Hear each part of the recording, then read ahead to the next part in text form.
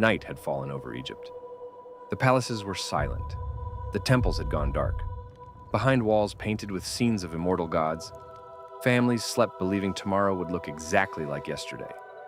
Then, somewhere in the darkness, a scream shattered the silence. Another answered it, then another. Within moments, the most powerful kingdom on earth was drowning beneath a chorus of grief, unlike anything it had ever known. From the house of Pharaoh to the smallest dwelling along the Nile, death had entered the land. And by sunrise, an empire built on absolute certainty would be brought to its knees. How could one single night accomplish what years of warnings, miracles, and disasters could not? Why did this final plague become the turning point that changed not only Egypt, but the history of an entire people? To understand that night, we have to return to a story that had been unfolding for generations, one driven by power, fear, faith, and a ruler who refused to listen until there was almost nothing left to lose.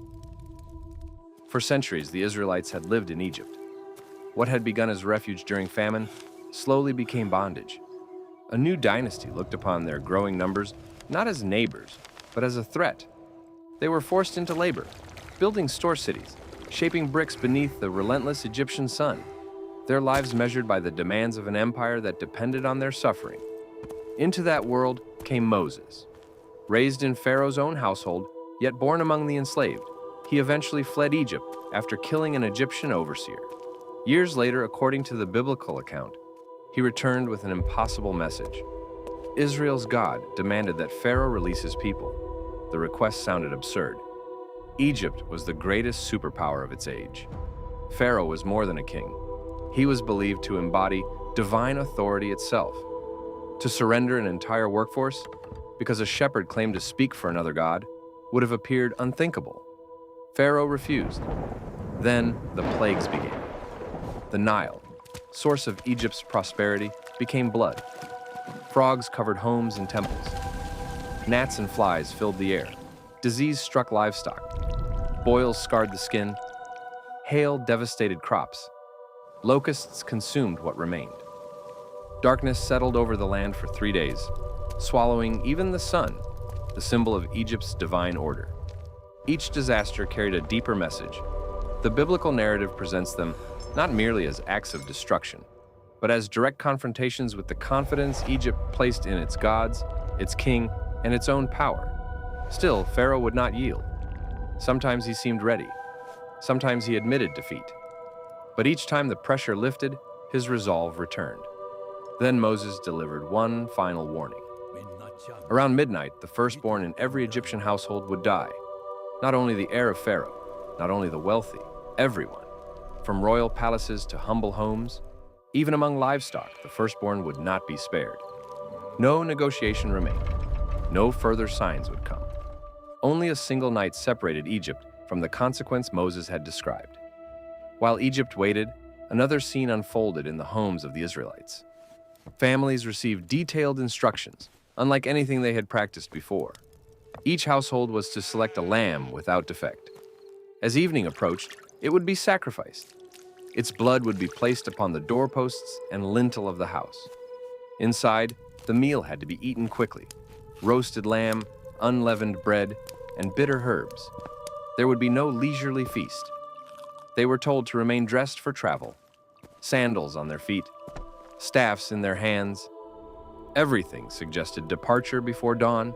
The blood itself held profound meaning within the biblical account. It was not presented as a magical mark, but as a sign of obedience and covenant.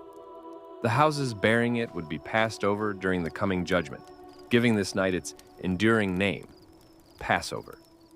Outside, Egypt knew none of this.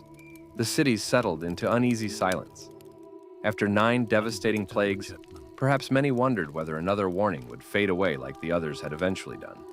Others may have watched the stars, unable to sleep, remembering every confrontation between Moses and Pharaoh. Midnight approached. Then came the moment the narrative describes with haunting simplicity. The Lord struck the firstborn throughout the land of Egypt. No battle, no invading army, no visible enemy crossing the desert, only sudden loss. Within moments, homes across Egypt erupted in anguish. Parents rushed to children who would never wake. Servants cried out. Neighbors stumbled into the streets, searching for answers that did not exist. The biblical text emphasizes that there was not a single Egyptian house without someone dead. For a civilization that viewed Pharaoh as the guarantor of cosmic order, the disaster shattered more than families. It shattered confidence itself. Even Pharaoh's own household was not spared. His firstborn, the heir to the throne, the future embodiment of Egypt's kingship, was gone. For generations, historians and theologians have debated the precise nature of this event. Some have searched for natural explanations, others view it entirely as a miraculous act beyond ordinary history. Ancient Egyptian records offer no direct confirmation of such a catastrophe, though royal inscriptions rarely preserve stories of national humiliation or defeat. The biblical account remains the primary source, shaping Jewish and Christian tradition for thousands of years. But regardless of later debate, the story reaches its emotional peak in the palace before dawn. Pharaoh summoned Moses and Aaron immediately. There were no more negotiations, no demands, no conditions, only surrender. "Rise up," he told them. "Leave my people. Take the Israelites. Go. Worship your God." The command that Pharaoh had resisted through every plague finally came from his own lips. Across Goshen, word spread quickly. Families gathered belongings already prepared. Neighbors who had shared generations of slavery suddenly found themselves preparing for freedom. The Egyptians, overwhelmed by fear and grief, urged them to leave as quickly as possible. According to the biblical account, many even gave the departing Israelites silver, gold, and clothing, desperate for them to go before greater disaster struck. Before sunrise, an enormous procession began moving away from the land that had defined their lives. They carried no risen bread because there had been no time for the dough to ferment. They carried children, memories, questions, and hope. Freedom had finally arrived, but no one yet knew the wilderness that lay ahead. The journey out of Egypt would bring hunger, fear, rebellion, miracles, and 40 years of wandering before a new generation reached the promised land. The night of the firstborn was not the end of the story. It was the beginning. Its memory became central to Jewish identity. Every year during Passover, families retell the events not as distant history, but as a living remembrance of deliverance from slavery. The meal itself preserves symbols first described on that extraordinary night, connecting generations across thousands of years.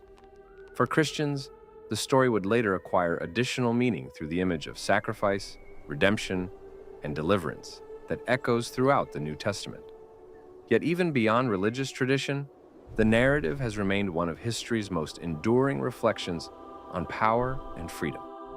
Whether one approaches it as sacred history, theological truth, or one of humanity's greatest literary narratives, the night of the firstborn refuses to fade into the past. It confronts every generation with uncomfortable questions about pride, justice, mercy, and the price of refusing to change when every warning has already been given. Because in the biblical story, Egypt did not fall in a great battle. It fell during a single night, when the cries of grieving families proved louder than the voice of the most powerful king on earth.